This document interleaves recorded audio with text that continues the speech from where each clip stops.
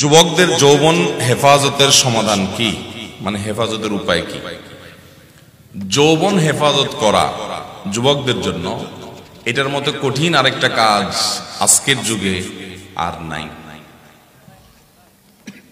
নামাজ রোজা পড়া এত কঠিন না, এমনকি দাড়ি রাখাও এত কঠিন না।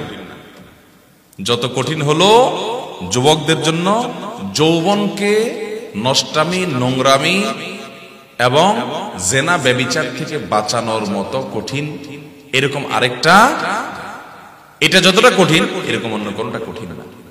আর এই জন্যই নবী করিম সাল্লাল্লাহু আলাইহি ওয়াসাল্লাম বলেছেন, মাইয়াদমান লি মা বাইনা লিহিয়াইহি ওয়া মা বাইনা রিজলাইহি আদমান লাহুল জান্নাহ। যারা দুই ঠোঁটের মধ্যবর্তী অঙ্গ অর্থাৎ মুখ এটা আর দুই পায়ের মধ্যবর্তী অঙ্গ অর্থাৎ লজ্জাস্থান, এই দুইটা জিনিস অর্থাৎ তার চরিত্র এবং তার জবান, এই দুইটার দায়িত্ব যারা নিতে পারবে, নবী করিম সাল্লাল্লাহু আলাইহি ওয়াসাল্লাম বলেছেন, আমি তাদের জন্য জান্নাতের দায়িত্ব নিয়ে নিলাম। তুমি তোমার এই দুইটাকে কন্ট্রোল করো, জীবনে কখনো এগুলোতে কালিমা লাগতে দিও না, এগুলো দিয়ে কোনো পাপ অপরাধ করিও না, হারাম রিলেশন করিও না, কোনো মেয়ের সাথে অবৈধ বিবাহ বহির্ভূত সম্পর্ক, হারাম সম্পর্ক, রিলেশন যেটাকে তোমরা প্রেম বলো, এই জাতীয় সম্পর্ক করিও না। তাহলে নবী সাল্লাল্লাহু আলাইহি ওয়াসাল্লাম বলেছেন, আমি জান্নাতের দায়িত্ব নিয়ে নিলাম তোমার জন্য। যুবক ভাইয়েরা, উপায় কি? উপায় নাম্বার 1, হারামের পরিবেশ থেকে দূরে থাকতে হবে। এই জন্য অনেক স্যাক্রিফাইস করা লাগবে। যেই জায়গায় গেলে হারাম থেকে বাঁচতে পারি না, ওই জায়গায় ছেড়ে দিতে হবে।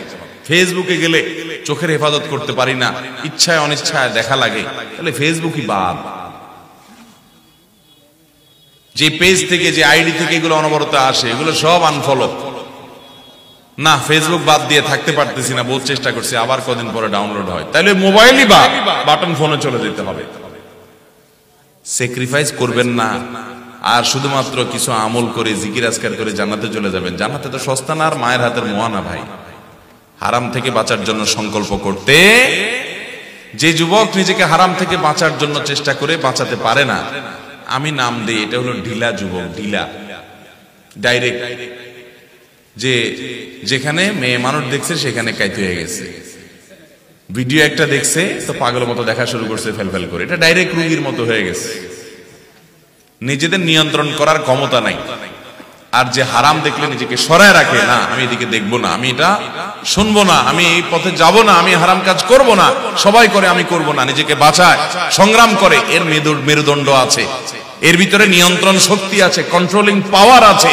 এ হলো আসল যুবক, এ হলো সাহসী, আর ওটা হলো ঢিলা। কথা কি বুঝতে পারছেন? এই জন্য বাঁচার উপায় হলো হারামের পরিবেশ থেকে সরে আসেন।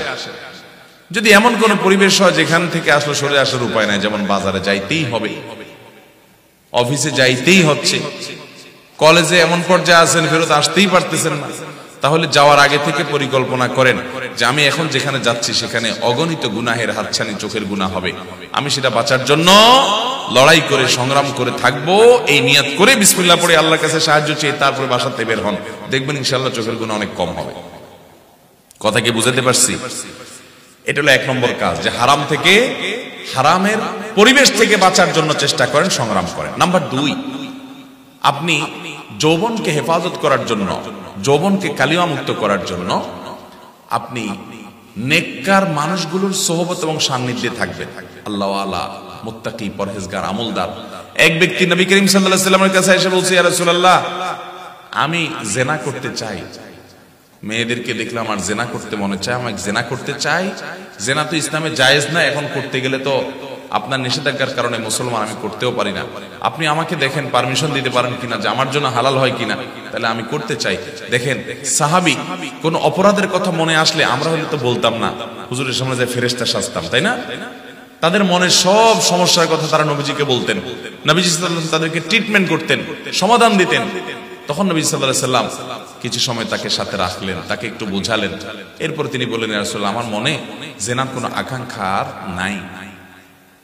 এই জন্য নেককার, মুত্তাকি, পরহেজগারদের সাক্ষাতে, সান্নিধ্যে যত বেশি থাকবেন, তত দেখবেন আপনি এই গুনাহগুলো থেকে বাঁচতে পারছেন, যৌবনকে হেফাজত করতে পারছেন। আমি প্রায়শই বলি, সোনার হরিণ পাওয়া, আলাদিনের চেরাগ পাওয়া যত কঠিন এই যুগে, সেই যুবক যুবতী পাওয়া তার চাইতে কঠিন যে যুবক যুবতীর যৌবনে কোনো কালিমা লাগে না, পুরো যৌবন পার করছে, বুকে হাত দিয়ে বলতে পারবে যে হ্যাঁ, কোন মেয়ের সাথে কখনো হারাম সম্পর্ক করি নাই, হারাম সংস্পর্শে যাই নাই, চরিত্রকে বাঁচাতে পারছি, এরকম যুবকের পরিমাণ একেবারেই কম। নাই বললে ভুল হবে, আছে, পরিমাণে অনেক কম, সোনার পরিমাণ। আল্লাহ তাআলা আমাদেরকে সেই সোনার হরিণ হওয়ার তৌফিক দান করুন। সেই সাথে ভাই আরেকটা দোয়াও করবেন আল্লাহ তাআলার কাছে। কি করবেন? দোয়া করবেন আল্লাহ তাআলার কাছে। দোয়া কি? দোয়া হলো আল্লাহুম্মা ইন্নী আউযু বিকা মিনাল ফিতানি মা যাহারা মিনহা ওয়া মা বাতান। আল্লাহ, আপনার কাছে আমরা পানাহ চাই, ফিতনা থেকে পানাহ চাই, মেয়েদের ফিতনা থেকে, নানামুখী ফিতনা থেকে পানাহ চাই।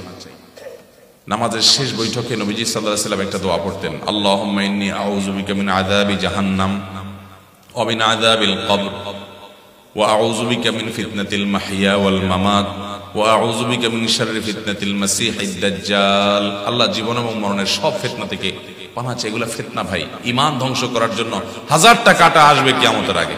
আল্লাহ তাআলা আমাদেরকে সেগুলো থেকে বেঁচে থাকার তৌফিক দান করুন। চেষ্টা করব তো সবাই ইনশাআল্লাহ।